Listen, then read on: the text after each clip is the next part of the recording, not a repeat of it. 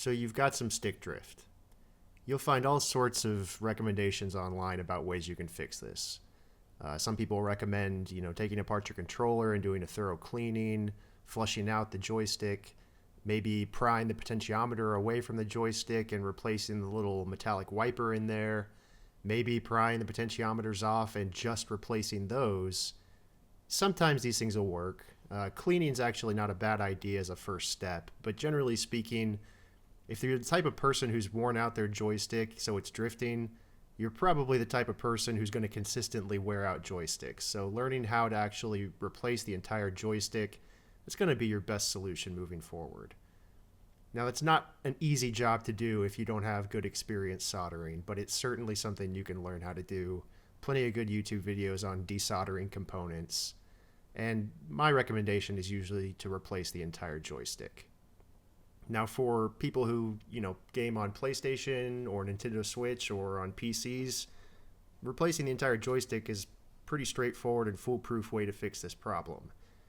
But for those of you guys who use Xbox One, you can certainly still replace the joystick, but there's this little wrinkle in the mix that nobody really seems to talk about or even understand, and that's my motivation for making this video. I'll spoil the ending if you don't want to watch the whole ordeal of this video, but the bottom line is that in the Xbox One platform, if you have the high-end Elite controllers, those can be calibrated. But every other controller, which is what most of us use, cannot be calibrated. So you're pretty much stuck with whatever the controller thinks is the center point. And the wrinkle is that these controllers are calibrated at the factory. And that's hard-coded into the controller firmware. And you don't immediately know what that calibration is. So if you go in and replace, even if you put a perfect joystick in the system, it may still read significant error because you didn't know what the factory calibration was and you can't change it. So I'll get into the nuts and bolts of that and how I've figured that out. If you want to skip to the middle of the video, I'll show you what you can do in advance of installing new joysticks so you're prepared. But first, let's talk a little bit about what actually causes drift. Now, full disclosure, JAO Automation does have our own line of joysticks. You can find us on Amazon just searching for JAO Automation. If I ever figure out the Amazon affiliate link system, I'll put a link in the video description. We've got some mechanical tweaks that we think improve the feel of the joystick, and we've got some potentiometer tweaks that improve their longevity and their accuracy. But the real difference is that we just take the time to sit down and test by hand every single joystick that leaves us. We've got two quality tiers, a plus or minus 4% center rest or a plus or minus 2% center rest. And on every joystick, we test for all 8 quadrant extent limits. I personally am a big gamer, and I'm also a gamer that's very hard on joysticks. I've been replacing joysticks since we first got them on N64 controllers. And typically I'd burn through a set in 6 months, maybe a year if I was lucky. But since JAO Automation first started making joysticks, I've got a pair of our Revision 1 joysticks in a controller that have been going on for 5 years now, and they still read nearly perfect. I really believe we have a quality product, but I'll end the plug at that and get on with the testing. Joysticks wear out either mechanically or electrically, but usually it's a combination of the two. Now, this is a brand new joystick, but it's a low quality unit, and as you can see, it's binding up in the corner and not returning to zero. Now, on an older joystick, this may be due to wear in the mechanism or grit in the mechanism.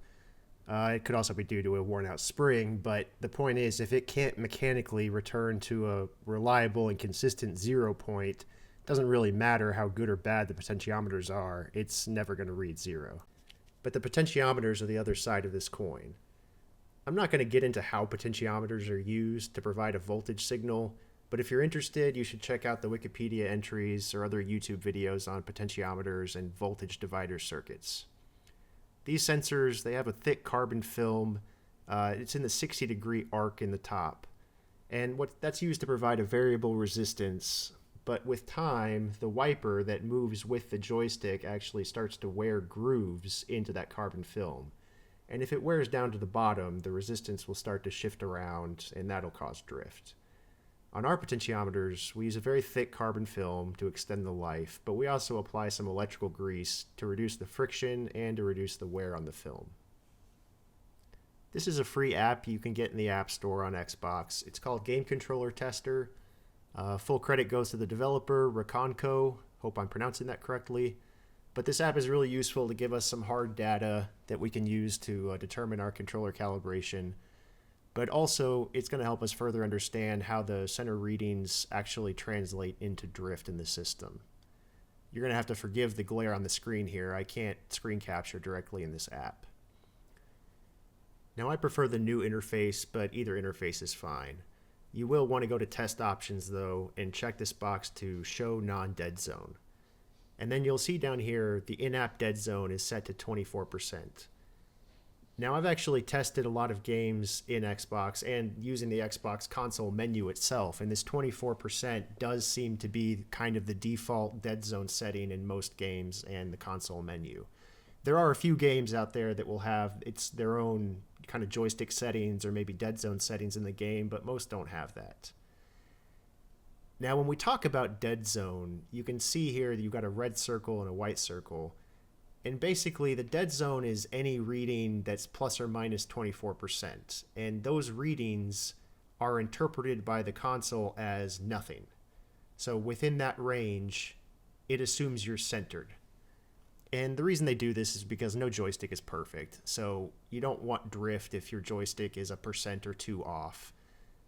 And this is basically the kind of deadband area in the middle that's going to provide you with a center point. It's also worth noting here that this app uses a convention of negative 100% to 100%, which gives your total span a value of 200%.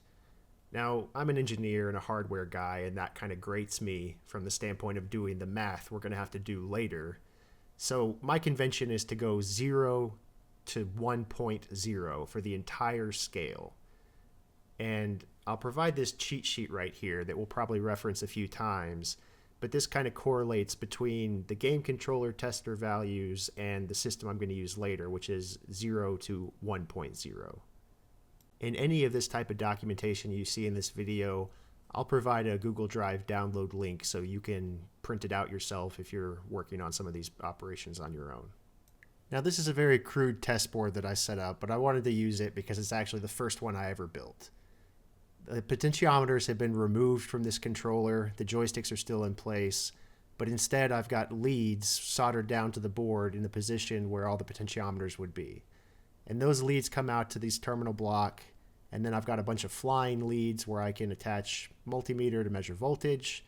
And in place of the potentiometers that would be on the joysticks, I've got these precision 10K potentiometers with some dowel pins attached to the turning knobs so I can adjust them more easily. And what this allows me to do is really fine-tune the readings and see what the controller is outputting into the system on Game Controller Tester. So here's our test setup. I've got 2 voltmeters connected that I'm going to use just to attach with clip leads to measure various voltages in the system. And I've got an overlay of Game Controller Tester up there so we can get both readings simultaneously. I will add that these are cheap voltmeters, but they were just the 2 I had handy, and I've got maybe a dozen cheap voltmeters like this, and all of them get tested against a calibrated fluke meter. Typically, even these cheap voltmeters are accurate to within 2 or 3 millivolts, which is plenty for this test. So the first thing we want to do is check the system voltage, which is 1.806. That's the total voltage used in the sensor. And then we attach to the sensor leads of the potentiometers. And need to tune that one a little bit. There we go. We want to wait for consistent readings that are nice and stable. So that's right about 50% of the system voltage. And we see that Game Controller Tester is reading -1 and 9% on X and Y. Now we'll move over to the right thumbstick.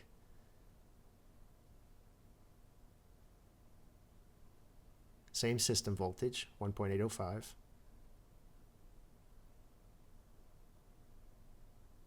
And these are just about tuned already. Slight adjustment. Should be at the halfway point right there. And we see that game controller tester is reading 0 on X and +4 on Y. So now we get to jump into a little bit of math. Okay, here are our results.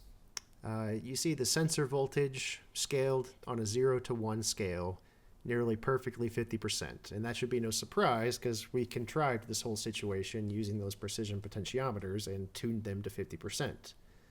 However, when we take the game controller tester readings, and again, remember those are on a 200% scale, when we adjust them to a 0 to 1 scale, and then we compare that, we see that there's a pretty significant system error, specifically on the left stick y-axis. It's -4.5%. Now you may be thinking, okay, well, maybe the controller can only sense voltage that accurately. So it's just an inaccuracy in the controller hardware. I'm going to show you why that's definitely not the case. Now I can't just look up the specs on the analog digital converter that the controller uses because it's not a discrete component on the board. It's actually integrated into the system on chip. So we're going to have to make some assumptions. This is a snippet of a datasheet that I pulled off DigiKey. This is literally the cheapest, crummiest ADC I could find on DigiKey. This is like a 25-cent integrated circuit. And an ADC is an analog digital converter. Basically, it takes a voltage and spits out a numeric data value for a system. And you can see this really crummy ADC, which is only an 8-bit ADC, has a full-scale error of maximum plus or minus 0.7 least significant bits. I'm not going to explain what least significant bits means, but that translates on an 8-bit ADC to an error of about 0.5%. And if we look at the Windows game controller calibration tool, and we look at the raw data, it certainly seems to indicate that an Xbox One controller is actually a 16-bit ADC. So we know that the controller has to be at least plus or minus 1% accurate, and it's probably a heck of a lot more accurate than that. So what's going on here? Now I've laid some breadcrumbs along this trail, and a lot of you have probably figured some of this stuff out, but let's revisit a couple points. First is that the default dead zone in the Xbox system is plus or minus 12%. Remember, that's on a 100% scale. That's a really large dead zone. In games where I can control dead zone, like on PC, I'll usually set it down to 3 or 4%. But that's mainly because I have an accurate controller with accurate joysticks. Microsoft is throwing okay joysticks in their controllers at the factory. They're not great, and they're certainly not quality controlled to eliminate any rogue joysticks with particularly bad errors. So what they do at the factory is they throw in a calibration with those joysticks. And that's a calibration you're going to have to live with. So it pays before you go to replace a joystick to try to figure out what this calibration error is. And that's what we'll do next. This is a controller where I've already put in a pair of my joysticks. I've carefully selected these to illustrate a couple points. But these are aftermarket joysticks. So when you're trying to determine what your calibration error is, you just want to make sure your joysticks are well centered, or as centered as they can be if they're a little worn out. You need to start your test. And then we're going to flip over the controller, and you need to set the controller on something. I've got these little wooden blocks, because you just don't want anything disrupting those center points on those joysticks.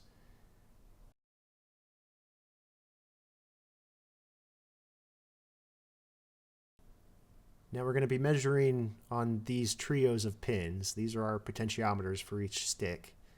And we can grab ground anywhere, but I like to just grab this shield cover over the system on chip. And what we want to measure, we just want to double check the system voltage. Again, refer back to your pin cheat sheet on which pin is which.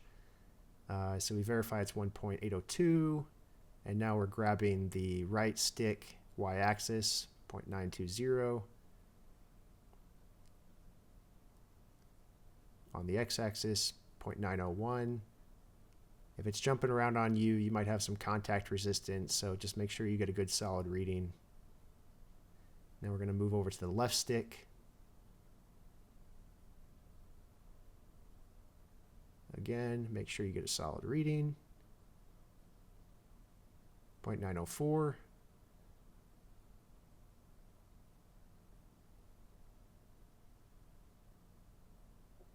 .857. Okay. And of course, we need the game controller tester readings, and you want to make sure those haven't been shifted around on you. So that's +3, +0 on left, and +9, +2 on right. Now let's take a look at these results. The way I set up this controller is I just arbitrarily threw one of my extreme precision joysticks in the right stick slot. And as you can see from the sensor voltage error, it's a pretty good joystick. It's 1.1% error and 0. Regardless, the controller has some internal calibration error, and that shows up. So you end up with a system that's got -4.5% error on the y-axis. Now, on the left stick, I actually measured some joysticks in advance to find one that paired well with the internal calibration error of this controller. So the problem was the x-axis on the left stick, which had 3.9% positive error, and I found a joystick with a complementary error in the opposite direction, which was 47.6, so 2.4 in the wrong direction, and that ends up calibrating out so that the game controller tester, which is the system value, reads 51.1. And that's the whole nature of this game, is when you know the internal calibration error in advance, you can at least know how much of an error you're fighting with, and if you can measure your joysticks and have some choice in which ones you use and which slot, you can usually pair them up pretty well. So let's work through a quick example from scratch. What you really want to pay attention to here are the expressions for these calculations and the sign conventions used, because you can easily get messed up and be backward if you're not very consistent with your sign conventions. Now this is just an arbitrary example. I'm not actually measuring a joystick here. So we measure the system voltage. This is always going to be about 1.8 volts. If it's not, you've got more serious issues, but you might as well measure it because you're here. You get your game controller tester readings and you get your voltage readings while the joysticks are as centered as possible and at least not moving. You want to scale both of these to a 0 to 1 scale. And on the y-axis, watch this sign right here, because the y-axis is basically inverted. Once you have these scaled ratios, you want to look at the difference between them. So on the x-axis, we're showing a very slight negative error, but this is less than 1%, really nothing to be concerned about. On the y-axis, though, we've got a 7.1% error, which is pretty significant.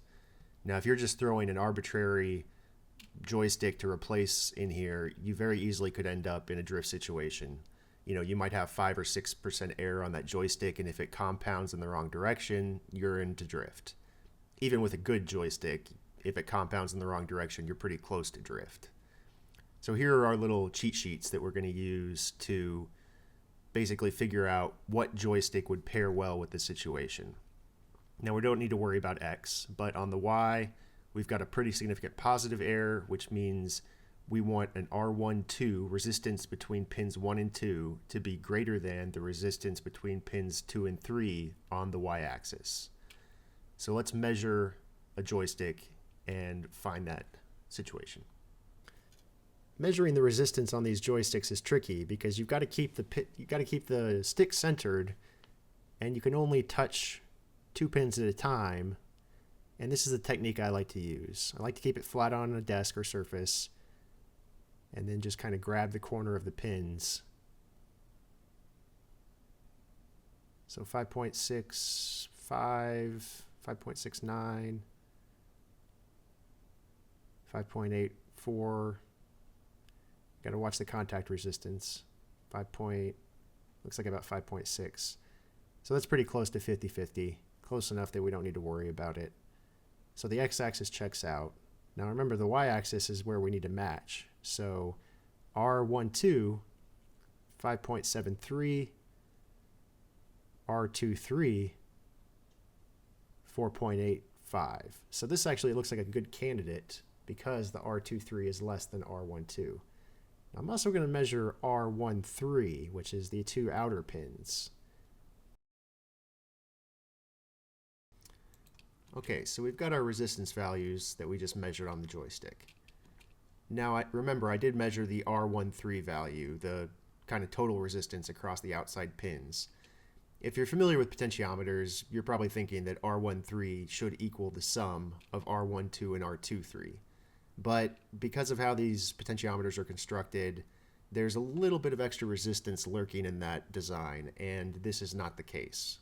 But we don't really care about R13, so I wanted to point it out, but really all we care about is R12 and R23. So this is our previously computed internal error on the x-axis. And we've got our resistances, and we use that to compute basically a scaled value 0 to 1. This is the stick error, and just removing 50%, we end up with a slightly positive error. And we want to combine these with the internal error, and what you see is that they compound, they get worse. But the total error is less than 2%, so really we don't need to worry about this. Now on the y-axis, we had this pretty significant positive error inside the controller. So we look at our resistances, we compute a scaled value, and we get the joystick error from that value, which is a negative 4.3%. And watching these sign conventions again, what we see is that these errors do offset, and our net total error at the end is only 2.8%, which is actually pretty good. So we achieved what we were trying to. We complemented these errors, and they offset each other to be smaller. And this is the general principle. You can do this with any controller and any joystick, assuming you have some choice in which joystick goes where, or you've got some extra joysticks. You usually can find a situation where you can pare this error down to an acceptable value. So hopefully that sheds some light on what's going on with these Xbox controllers. And to anyone who's considering, swapping in new joysticks, hopefully this gives you the tools you need to not be disappointed in that process. If you've got an internal calibration error that's no worse than 4 or 5%, you're probably going to be okay, especially if you're using good high quality joysticks. If your error is worse than that, one thing we've considered is offering a custom service to build a custom joystick that mates up with an end user's error to offset it. But it's really hard to make that prospect work economically. If that's something you people would like to see, let me know in the comments. Maybe we'll consider doing that. Beyond that, my advice to anybody with a controller with particularly bad internal error is really just to look for a new controller to work on, maybe retire that one. There's a few other things that people might be tempted to try, and I kind of wanted to dispel some of these myths. You see these drift fix boards for sale on eBay and Amazon a lot, and basically they're just throwing another little potentiometer in parallel with your joysticks so that you can, tweak them so your center point is closer to 0. And yes, these totally will adjust your center point so that it's closer to 0, and it will absolutely eliminate stick drift. But let me quickly show you what the problem is with them. We built this little rig with a servo motor just so we could check the linearity on our joysticks and make sure each batch comes out with a nice and linear potentiometer. But it's also useful to command a certain position and measure the resistance at that point. So this is what a perfect joystick would look like. Perfectly linear response, absolutely no error. This is what a real joystick looks like, and this one has particularly bad error at the center point, about 10%. And this is what happens when you solder on one of these drift fix boards and zeroes it out. Yeah, it eliminated your 0-point error, so there's no drift, but it seriously screwed up your joystick's linearity. Now, you may be able to adapt to that and get a feel for it over time, but if you're used to a nice linear joystick, this is going to feel quite wonky to you. The last thing I'll mention is these Hall effect sensor joysticks. On the surface, they seem new and high-tech. They came out maybe 5 or 6 years ago, and they've become more prevalent in the aftermarket community. A few controller manufacturers, aftermarket ones, may brag about using Hall effect sensors, but really it's just a bragging point. It's saying, hey, look at us, we're new and we're high tech, we're doing it better. These aren't any better. Without getting into the gory details of Hall effect sensor precision and magnetic fields and all that stuff, this is not a good use case for a Hall effect sensor. Your controller triggers now are all Hall effect sensors, and that's great. That's a perfect use case for them. This is not a good use case for them. These cost more. They're not any more accurate. In my experience, they've been less accurate than a good resistive potentiometer joystick, and they're more prone to failure and drift. And I don't necessarily mean in-game drift, but they drift over time. Their center points change, their precision changes. I just wouldn't recommend messing with them. That's my personal opinion. Take it or leave it. If there are any questions or anything you'd like us to go into more detail on, leave us a comment and we'll do our best to keep our eye on those. Again, all the math slides and examples will be available for download from a link in the video description, and we hope everybody has a drift-free gaming experience.